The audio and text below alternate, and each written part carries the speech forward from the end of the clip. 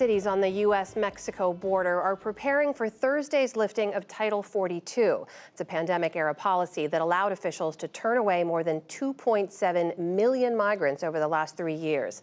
Ahead of that rule change, El Paso has declared a state of emergency. Local leaders estimate nearly 2,500 people are already in the city waiting to travel to other parts of the country. Shelters are full, leading many to sleep in makeshift encampments on the streets. Joining me now is the mayor of El Paso, Oscar Leeser. Mayor, welcome to the NewsHour. Thanks for joining us. You're 3 days away from Title 42 ending. What are you expecting to see in El Paso in terms of an increase in the number of people arriving? And are you prepared to manage that? Well, I keep telling everyone that we need to prepare for the unknown, and the unknown is what number is really going to be coming over on May 12th after Title 42 has been lifted.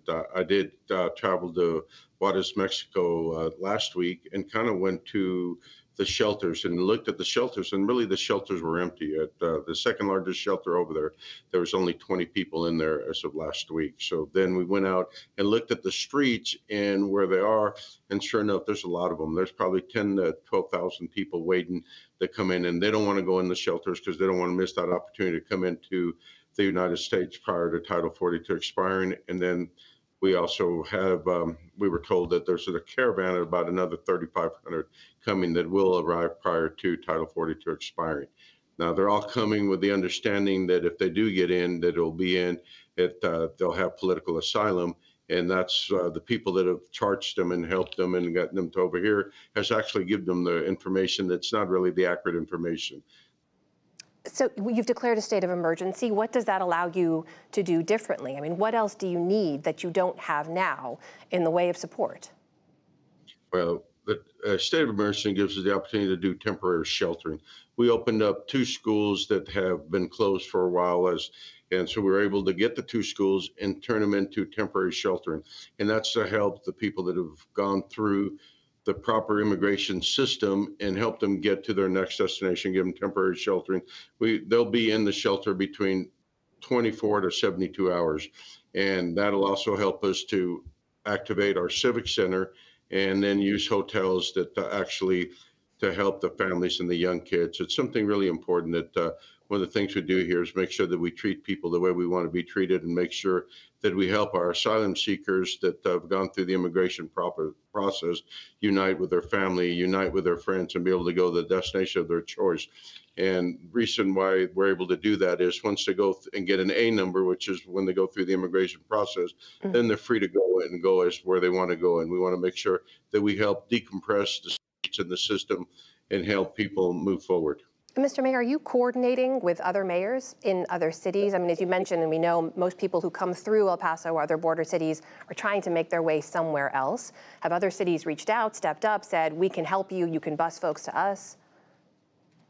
Yeah, one of the things that we do have Office of Emergency Management, and they're working with additional NGOs across really the United States, because it's correct. They're not coming to El Paso, Texas. They're coming to the United States. And so that's one of the things that we want to continue to work with additional NGOs, additional cities, and to make sure that they can help us and we can help our asylum seekers. So as you know, President Biden recently made the decision to send 1,500 U.S. troops to the border in support operations. Still, we hear from a number of Republicans, Texas Governor Greg Abbott among them, that argue the U.S. has what they call open borders, that the administration hasn't done enough to deter migration and also to enforce border security. Do you agree with that?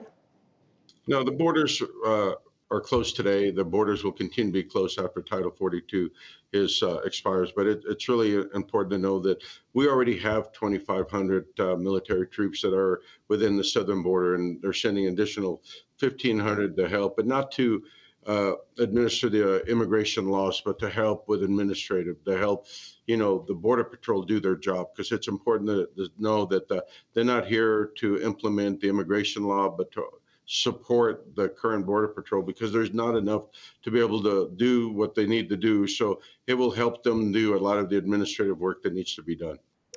Mr. Mayor, we reported earlier on the car crash in Brownsville. I know officials there are still looking for a motive. There are reports that the man who drove his SUV into a crowd of recently arrived migrants there had shouted anti-immigrant remarks. We've not been able to confirm any of that. Officials have not. But I'm curious because they saw the same increase in migration as you've been seeing in your city.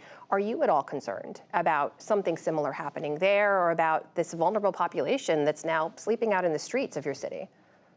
Well, number one, our hearts go out to the people that lost their lives and their families. And number two is prior to that, we had already closed some of the streets to make sure that the asylum seekers were protected and our community is protected. So we've already closed the streets. We'll continue to close streets as needed to be, because one of the things that's really important to us that we do protect asylum seekers, but also make sure that our community stays protected. Mr. Mayor, you were born in Mexico. I don't know if most people know that. You moved to the U.S. as a child. You're the first elected mayor in El Paso history who was born outside of the U.S., so you know very well the unique nature of border communities. I wonder, when you step back and look at how we're talking about this moment, how we're facing migration increases across the U.S. southern border, how you view this conversation as it's unfolding. Well, I think that, I view it the same way I think a lot of people view it, that we have a job to do as a border community. And as a border community, we have responsibilities and to work with the federal government. Secretary Mayorkas, President Biden administration has really worked really close with us to make sure that we get the resources. They've given us funding to continue to be able to provide a service. So that's been very important. So, as a border community, we have a responsibility, and I look forward to continuing to make sure that we do the right thing.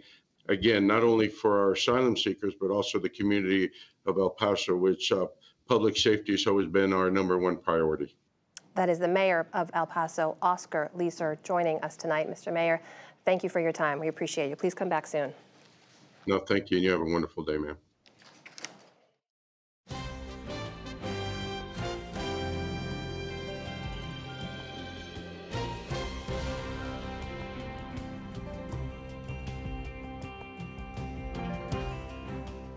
The end